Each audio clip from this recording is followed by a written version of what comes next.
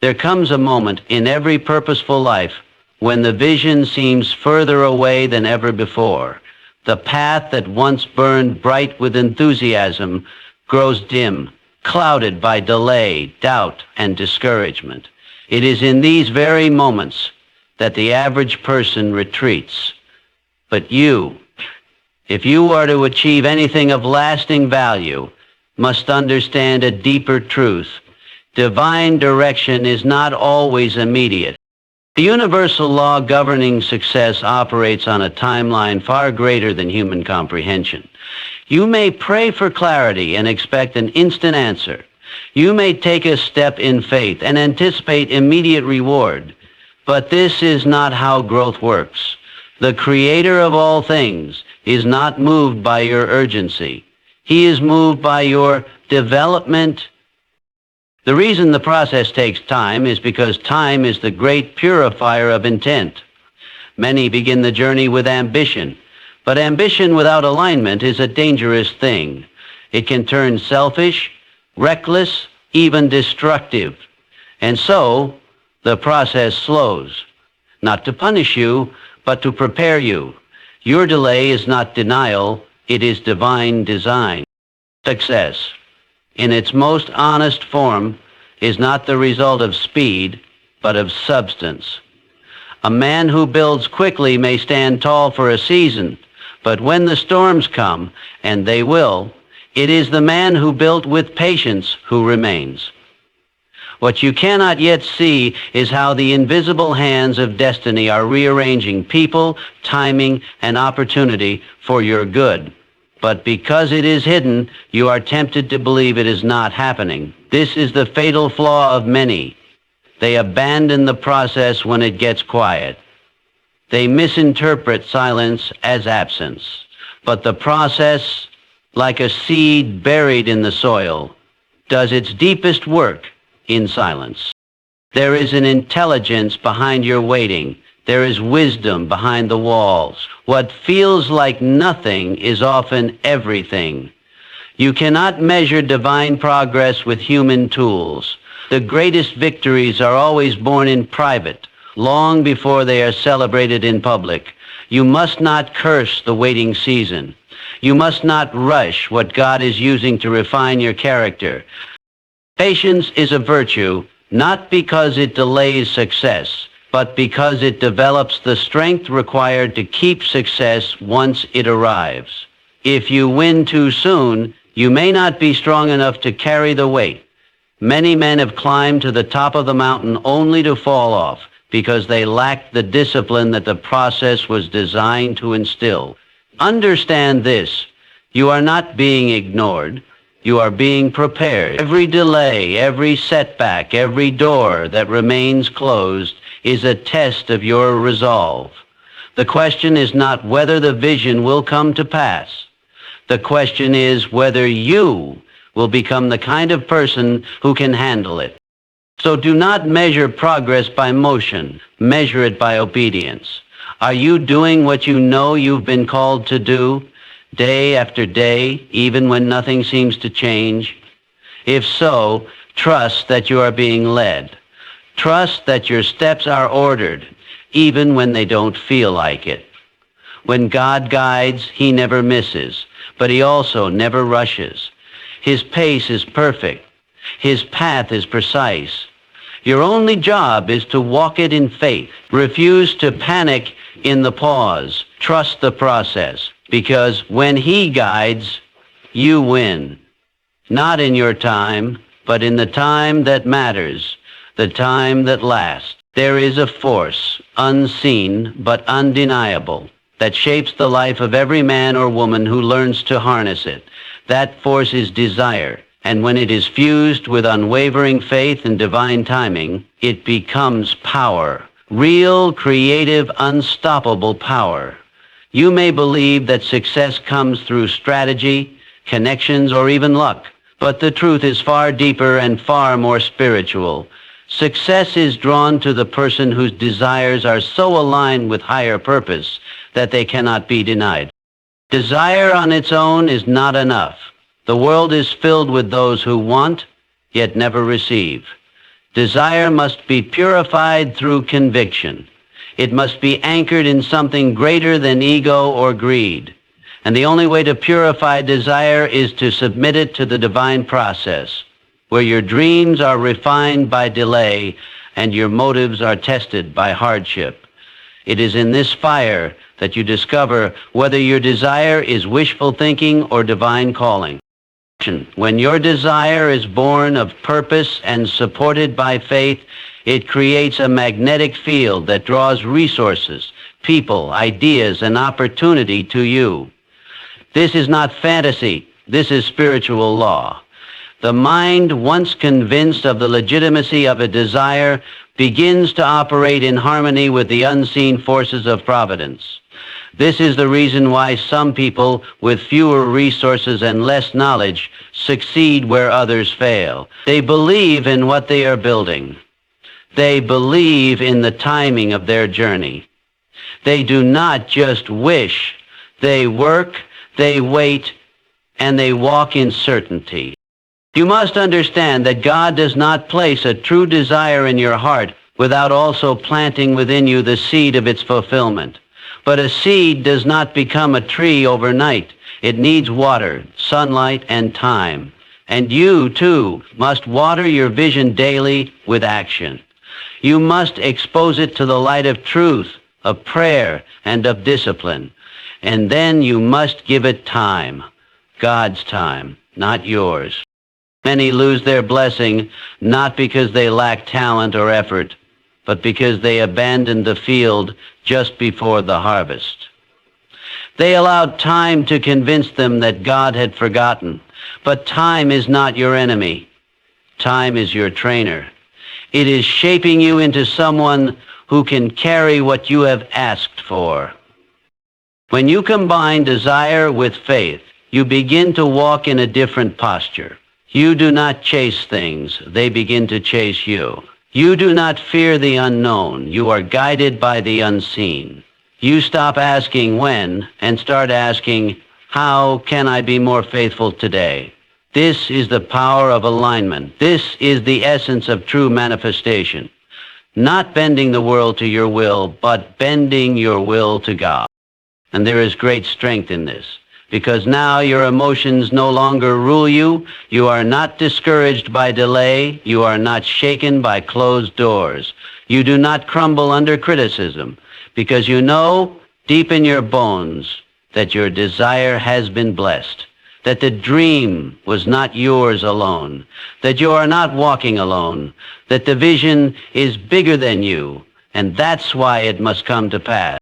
So dream boldly, desire greatly, but above all, believe deeply, not just in yourself, but in the divine order guiding your path. Faith without desire is passive. Desire without faith is powerless, but together they make you a weapon of purpose. When you align what you want with what you are destined for, and you believe in the timing set by the Creator, you will find yourself at the right place, at the right time, doing the right thing, and no force on earth can stop you. That is not magic. That is law. Every person on a meaningful path will eventually come face to face with resistance. It may take the form of financial hardship, betrayal, failure, or delay. It may even come dressed as silence from the heavens themselves. But regardless of the form, the message is the same. You are being tested. And contrary to what many believe, obstacles are not signs that you've strayed from your calling. They are proof that you are right where you need to be. Resistance is the evidence of motion. Friction only exists when something is moving. And the greater your purpose, the greater the pressure required to shape you into someone worthy of it. You must not be deceived by difficulty. You must learn to recognize opposition as confirmation. The moment you step into divine instruction, you disturb the ordinary. You awaken spiritual and mental forces that will either shape you or shake you, but they will not leave you untouched. Nothing valuable is given without a struggle. You will never find gold lying on the surface. It must be mined, refined, and fought for. So it is with your destiny.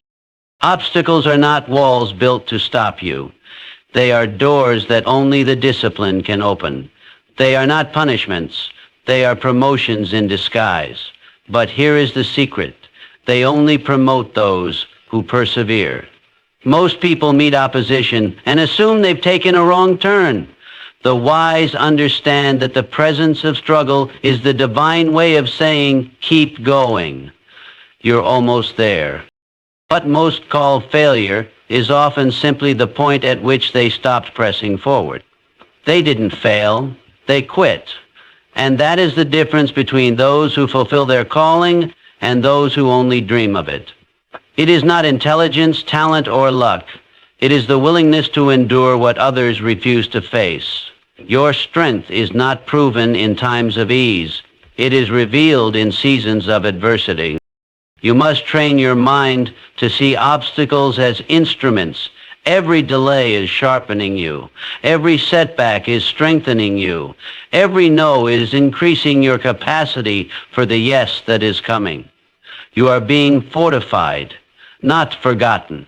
When you understand this, you begin to view resistance not as an enemy, but as a necessary companion. You welcome it, not because you enjoy pain, but because you recognize purpose. There is a reason champions are born through pressure. The diamond is not formed in comfort. It is formed under crushing weight and intense heat. The same is true of your character.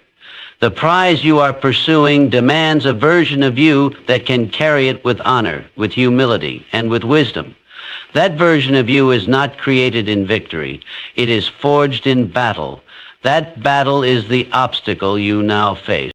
And so, the most important thing you can do when resistance comes is to stand, not to panic, not to retreat, but to stand, to declare with your actions that you will not be moved, that you will outlast the opposition, that you will rise again and again, no matter how many times you fall. Because those who stand through the storm earn the right to speak with power when the sun shines again. Do not despise the trial. It is not meant to destroy you. It is there to develop you. God does not test those he has no plans for. If you are being pressed, you are being prepared. And when the breakthrough comes, and it will, you will look back and realize that the obstacle was not in your way, it was the way. Trust it. Walk through it. And know that it is proof the process is working. There is a kind of power available to every human being, yet few ever touch it. It is not the power of wealth, position, or charisma. It is the power of clarity, the kind that comes when a man or woman learns to be still. In a world addicted to noise, movement, and constant striving, stillness is often mistaken for weakness. But stillness, when entered with intention and faith, becomes the gateway to revelation. You cannot receive divine instruction while running. You cannot understand your next step when your mind is racing ahead to the one after that. God does not compete with your chaos. He speaks in whispers, not shouts, and only a still soul can hear those whispers.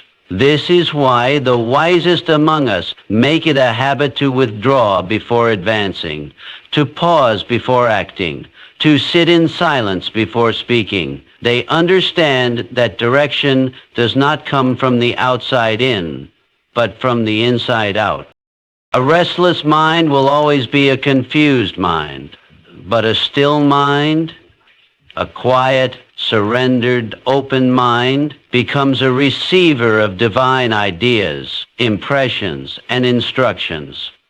There are breakthroughs waiting for you, not in more effort, but in deeper listening. You don't need more answers. You need more awareness. And awareness is born in stillness. The answers you seek are not hiding from you. They are waiting for you to stop long enough to hear them. The strategy you've been begging for, the next step you've been searching for, the peace you crave, all of it becomes visible when you step away from the noise of the world and into the quiet of spirit. In that sacred space, ego dissolves, fear weakens, and wisdom flows. Stillness is not laziness, it is preparation. It is the training ground of spiritual warriors.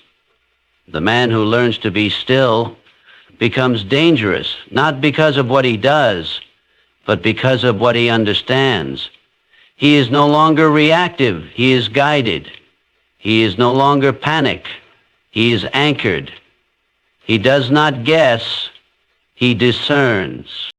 Your greatest asset in times of uncertainty is not hustle, it is clarity. And clarity is born when you create room for the voice of God to speak louder than the voices around you.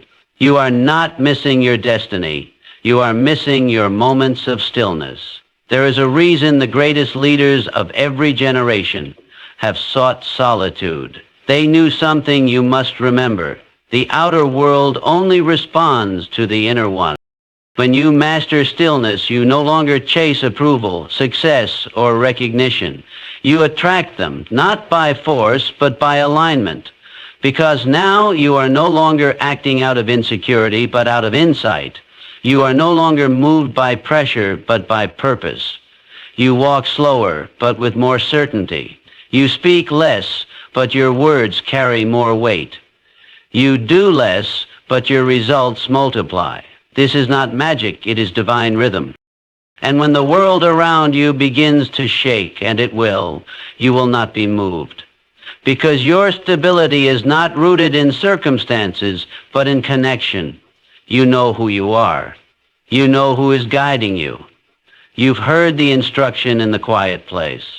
So while others run in confusion, you move with confidence. Not because you know the entire path, but because you trust the one who does. Stillness is not something you wait for. It is something you choose. You must create it, protect it, prioritize it. In that stillness, you will receive what your striving could never produce, divine strategy. And with that, you will not just survive. You will rise, because those who are led from within cannot be shaken from without. There is a moment in every pursuit when fatigue speaks louder than faith. When fear begins to whisper that maybe it's not meant to be. When the promise seems too far, the process too slow, and the results too small. And it is in that moment, not at the beginning, not at the end, but right in the middle, that your destiny is decided. Because while talent may give you a head start, and inspiration may give you a burst of energy, only persistence has the power to carry you through to the finish. The world does not reward the one who starts. It rewards the one who stays. Staying power is the mark of the uncommon man. It is the unseen grit behind every great achievement. When persistence is fueled by purpose, when effort is married to conviction, something incredible happens. The heavens begin to respond. Providence, which waits quietly in the background, comes forward. People call it coincidence. Others call it luck. But those who understand the laws of success know better. It is divine partnership.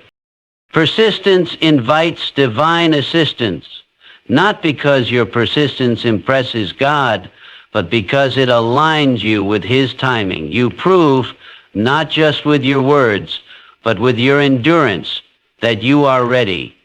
You don't just want it, you're willing to walk through the fire to get it. That fire purifies your motives, it stretches your character, and it builds the kind of spiritual muscle you'll need to sustain the very thing you're praying for. Many people collapse at the edge of breakthrough because they expected ease. They believed the presence of God meant the absence of resistance. But that is a lie.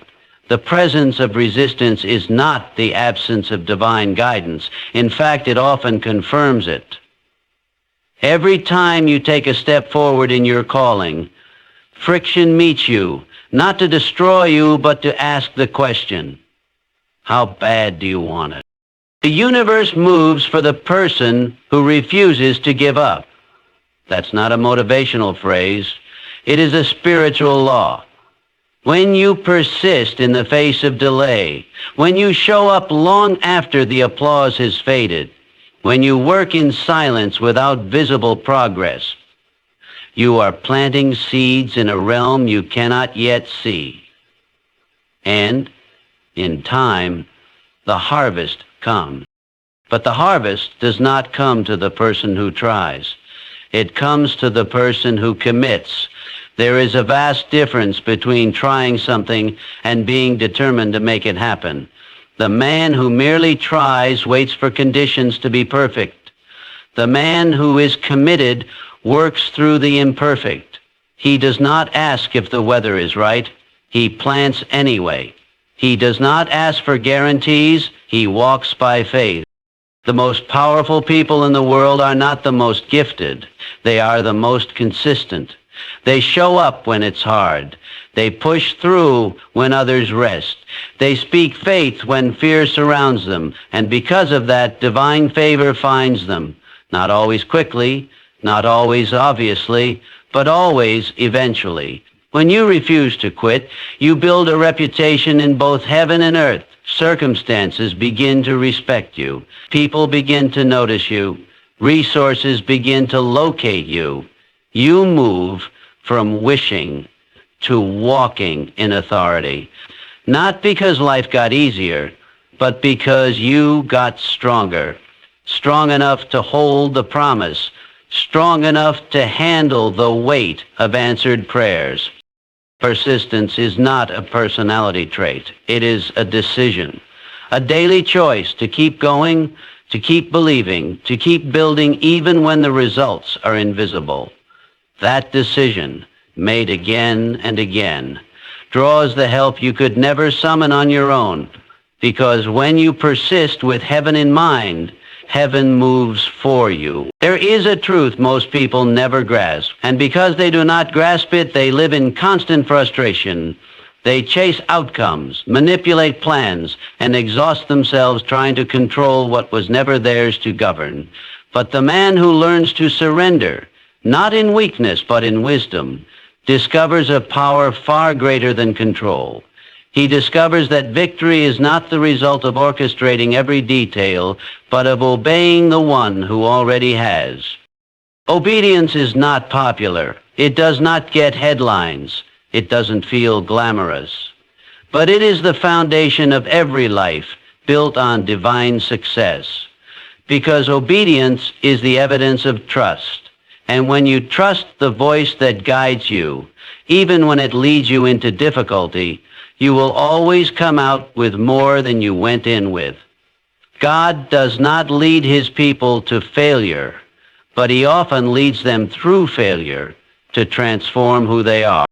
There is a dangerous illusion in trying to master every variable, manipulate every person, and predict every outcome.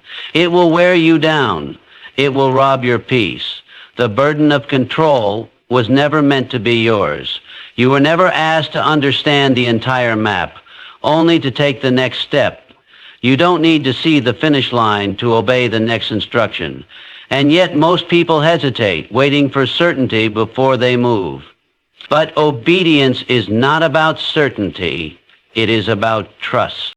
You must understand this principle. You don't win because you outsmarted the process. You win because you yielded to the one who designed it. The world teaches you to strive. The Spirit teaches you to surrender. And in that surrender, you find acceleration. What would take years by effort alone can happen in moments by obedience. Not because you earned it, but because you aligned with it. Too many chase success while ignoring the voice that's been whispering the true path all along. They ignore the prompting to rest, to step back, to let go, to forgive, to shift direction, because it doesn't match their strategy. And then they wonder why, despite all their efforts, the door remains closed. But the door isn't locked. It's just not the door they were meant to push. When God guides, he opens what no man can shut, and when he shuts a door, it's protection, not punishment.